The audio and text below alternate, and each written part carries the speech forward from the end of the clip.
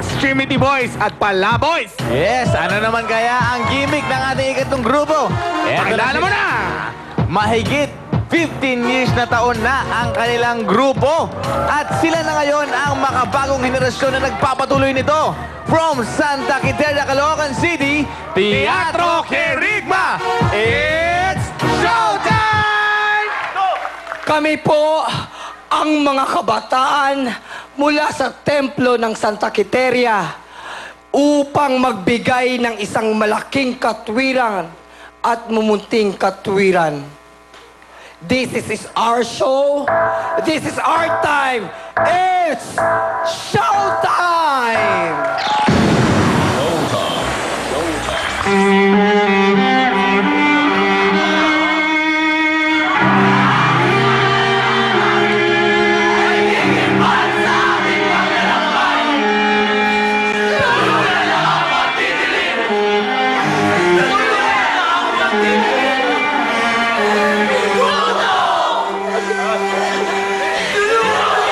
Sabay sa ikot ng mundo.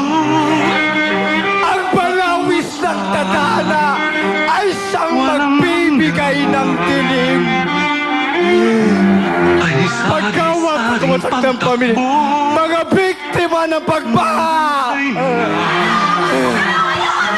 Pagkawatak-watak na ang pamilya. Ang kapalaran mo'y sa'yo. Krimen!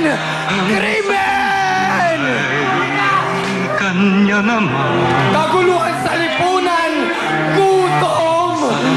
Gutom! Ibang liwanag. Mesaya! Tulungan mo kami! Bago tuluyang mawala ang inag mo sa salamin. Matitiyak mo ba kaya ang iyong mukha ay napansin?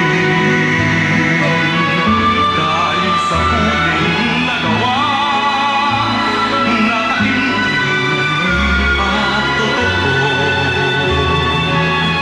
Minsan may di ka sumama sa salamin ng buhay mo.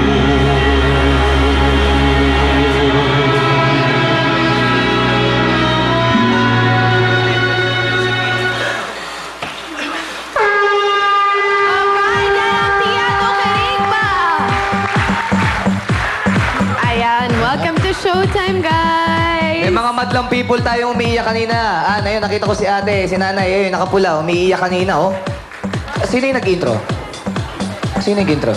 Asan yan? Halika rito. Ito, kamukha ko si Teddy, si Chito Miranda pala kamukha.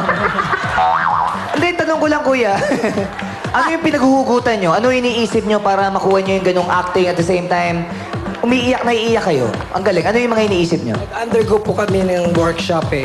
Tapos yung personal na karanasan, transfer namin into emotion, real emotion po talaga. Oh, real emotion. Acting talaga. Acting talaga. Eh, yung boses na ganyan, yung husky, saan gagaling yung gano'n? Kasi po, galing po kami sa mga, nag-host po kami ng video kissing contest for 10 days. Oh, bongga! Kaya ganun yung boses mo. Ano masabi ng matang people? Kuya kayo, pasok! Okay, Basta People! Bago nyo ipakita yung mga scores, meron muna akong kakaibang challenge para po sa inyo. Pwede kayo manalo ng 5,000 pesos. Pipili tayo ng mga ilang mga miyembro ng ating audience. Halika, isa. Halika, dito ka, halika. Ikaw, awesome ka rin ba? Ikaw, awesome ka rin? Okay. Halika, ikaw din, tayo ka rin, ha? Okay. Pag nakatikim na kakaibang orange twist ng Chowking Orange Chicken, mapapa-orange chicken dance ka. Pakita natin, ha? Okay? DJ MOD, 5, 6, 7, 8. Yan, tira. Okay. 5, 6, 7, 8. Okay, nakikita ko na ngayon kung sino ang pinakamagaling dito. Mukhang malino naman dito kung sino ang pinakamagaling. At dahil awesome ang performance mo, ito ang 5,000 pesos in gift certificate mula sa new Chowking Orange Chicken. Tuloy mo lang yan. Oh, so juicy, oh, sweet and spicy, and orangey. Okay, Bandang People, ano naman masasabi natin? Ready ba kayo dyan? Ready ba? Ready na? Ready na? Score mo! Show mo! Ipakita natin natin mga score, mga Bandang People!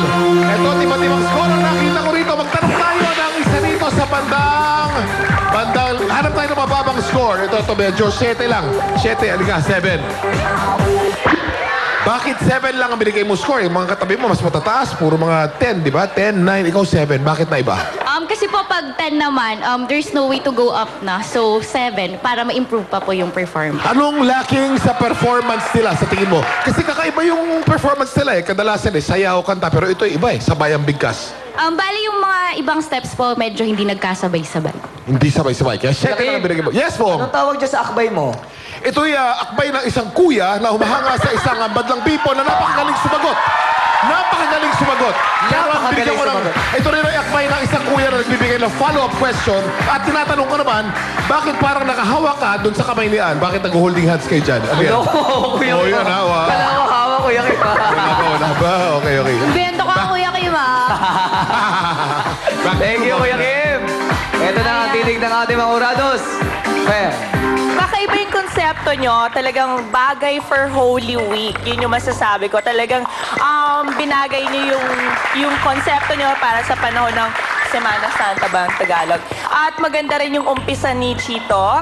Maganda kanyang intro. Talagang wala siyang mali or talagang bigay na bigay yung feelings mo na napaiyak nga yung iba eh, diba?